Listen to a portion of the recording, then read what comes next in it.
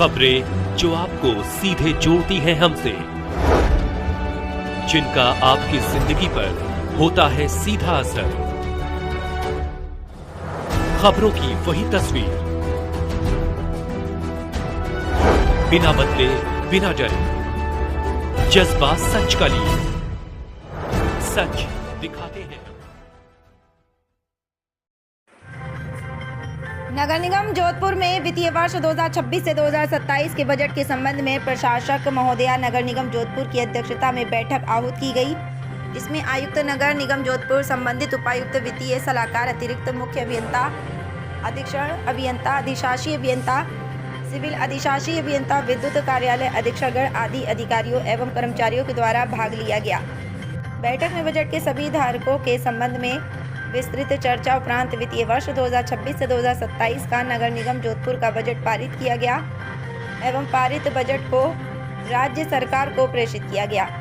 नगर निगम जोधपुर के वित्तीय वर्ष 2026 से 2027 के बजट में मुख्य रूप से पार्षद कोटे से विकास कार्य हेतु 80 करोड़, सफाई संबंधित कार्य हेतु 127.50 करोड़, सीवरेज निर्माण एवं मरम्मत हेतु 102.50 करोड़, सड़क निर्माण एवं मरम्मत हेतु 140 करोड़, रोड लाइट क्रय व मरम्मत हेतु 29 करोड़, नगर निगम के उप कार्यालयों के निर्माण व मरम्मत हेतु 9 करोड़, विकास कार्य हेतु विकास एवं नाला निर्माण हेतु यूटिलिटी शिफ्टिंग पर 10 करोड़ इत्यादि प्रावधान किए गए एवं निगम की स्वयं की आय के लिए भूमि की नीलामी आवंटन हेतु 140 करोड़, नगरीय विकास कर के लिए 36 करोड़, भू उपयोग परिवर्तन हेतु 45 करोड़, भवन निर्माण हेतु 13 करोड़, विज्ञापन शुल्क हेतु 5 करोड़, संपत्ति दुकानों के किराए हेतु 4.50 करोड़ का लक्ष्य रखा गया है। इसके अतिरिक्त राज्य वित्त आयोग से 50 करोड़ एवं केंद्र सरकार से NCAP के तहत 75 करोड़,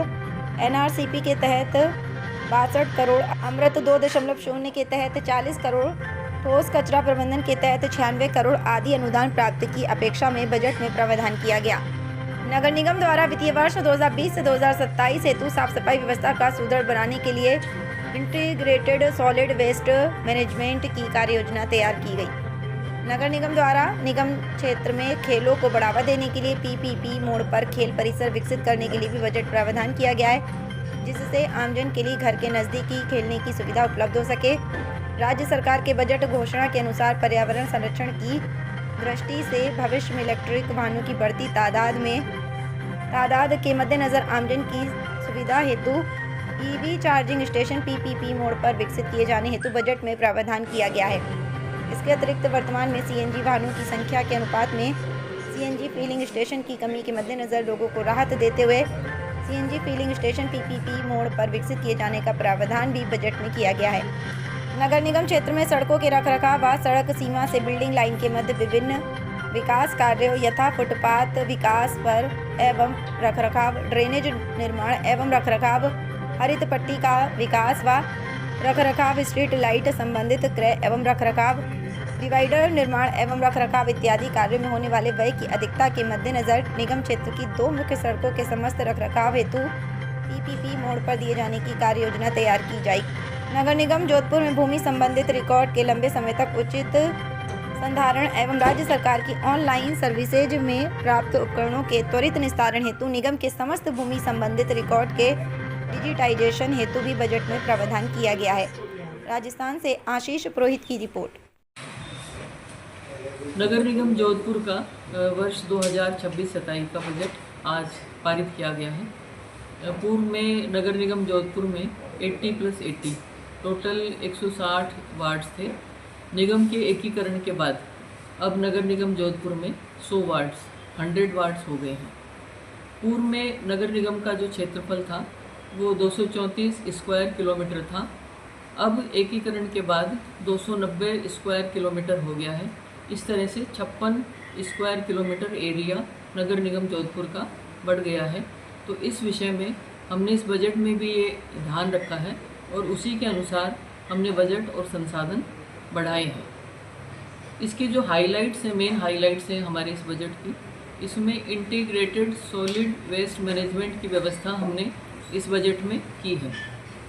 पूर्व में डोर टू डोर कचरा संग्रहण की व्यवस्था के तहत JCB, ट्रैक्टर, डंपर्स, ड्रेनेज जैसे 8-10 कार्यों के लिए लगभग 20 वेंडर्स काम कर रहे थे। इस बजट में हमने निगम में इन सभी कामों के लिए एकीकृत इंटीग्रेटेड व्यवस्था की है नेक्स्ट वित्त वर्ष के लिए। इस व्यवस्था में इन सभी कामों में खर्चा कम होगा और जो लीकेजेज अगर कोई हैं तो वो बचेंगे, वो रुकेंगे और इसमें मॉनिटरिंग करना हमारे लिए आसान होगा क्योंकि एक जोन में एक ही वेंडर होगा सारे कामों के लिए। इस व्यवस्था के तहत प्रत्येक जोन में एक मटेरियल रिकवरी फैसिलिटी होगा बनाएंगे ताकि केरू डंपिंग स्टेशन पर कम कचरा पहुंचे और जो यूज़फुल मटेरियल है उसका रीयूज़ किया जा सके। पार्किंग का हमने इसमें बजट में ध्यान रखा है। शहर में बढ़ते हुए यातायात के दबाव को कम करने के लिए ऑल म्यूनिसिपल जोन्स में यानी कि हमारी सभी म्यूनिसिपल जोन्स में पार्किंग सुविधा के लिए नए पार्किंग स्थलों का चिन्हीकरण करके हमारे द्वारा निगम के द्वारा उनको विकसित किया जाएगा, ऐसा इस बजट में प्रावधान किया गया है। राज्य सरकार की चालू वित्त वर्ष की जो बजट घोषणाएं हैं उनके तहत पर्यावरण सुधार की दृष्टि से EV plus CNG stations PPP mode पर विकसित किए जाएंगे। इस विषय में 10 जगहों पर शहर में 10 जगहों पर ऑलरेडी EV स्टेशंस का कार्य प्रगतिरत है और ये जो नया बजट है इसमें हमने 30 नए स्थानों पर इस बजट में भी EV स्टेशंस प्रस्तावित किए हैं।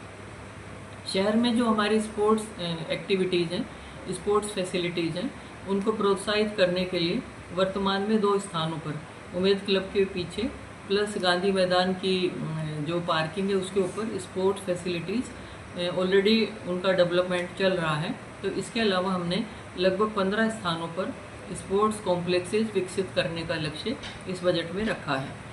Integrated road infrastructure development plus maintenance के लिए शहर के 2 प्रमुख मार्गों को, हमारे शहर की 2 प्रमुख सड़कों को DBFOT मोड पर विकसित करने की कार्य योजना तैयार की है।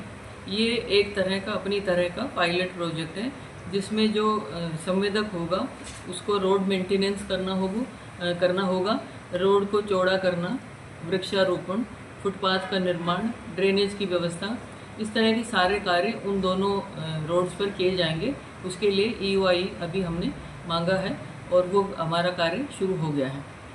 ये अभी जो कार्य मैंने आपको बताए हैं ये सभी PPP मोड पर होंगे तो उन पर निगम की राशि पहले से भी कम खर्च होगी। सालावास वाले हमारे जो 50-50 MLD के जो 2 STPs हैं जिनका कि अभी अपग्रेडेशन हो गया है अमृत 2.0 में, उन पर वन टाइम खर्चा चूँकि हो चुका है तो अब जो उसका 75 करोड़ समथिंग जो राशि थी वो भी इस बार कम खर्च होगी। निगम के एकीकरण से 2 निगम थे हमारे, उनके एकीकरण से प्रशासनिक खर्चा हमारा कम होगा। जो हमारे निर्वाचित पार्षद हैं जो कि चयनित होकर अभी आएंगे तो निर्वाचित पार्षदों के लिए उनकी अनुशंसा पर प्रत्येक वार्ड में हमने 60 लाख रुपए का विकास कार्यों का बजट में प्रावधान रखा गया है। नगर निगम के जो हमारी जितने भी लैंड है, भूमि के रिकॉर्ड हैं, उसका डिजिटाइजेशन करने के लिए करीब 1 लाख फाइल्स हैं हमारे पास, जिनमें से 22,000 के करीब फाइल्स का डिजिटाइजेशन हो चुका है। मीन्स उस रिकॉर्ड की स्कैनिंग करके उसको सेव कर दिया गया है और उसके लिए भी इस बजट में 11 करोड़ रुपए का प्रावधान रखा गया है जो कि पारदर्शिता के लिए और ये एक महत्वपूर्ण प्रोजेक्ट है और ये एक अच्छा कार्य हो रहा है। इस प्रकार निगम के आय और एक्सपेंडिचर के पिछले सालों के जो इनकम है और जो एक्सपेंडिचर है उन आंकड़ों को देखते हुए और निगम की जो संभावित और अनुमानित आय है उसको देखते हुए इस बार जो हमने बजट अपना पारित किया है वो 1469 मीन्स 1469 करोड़ का पारित किया है।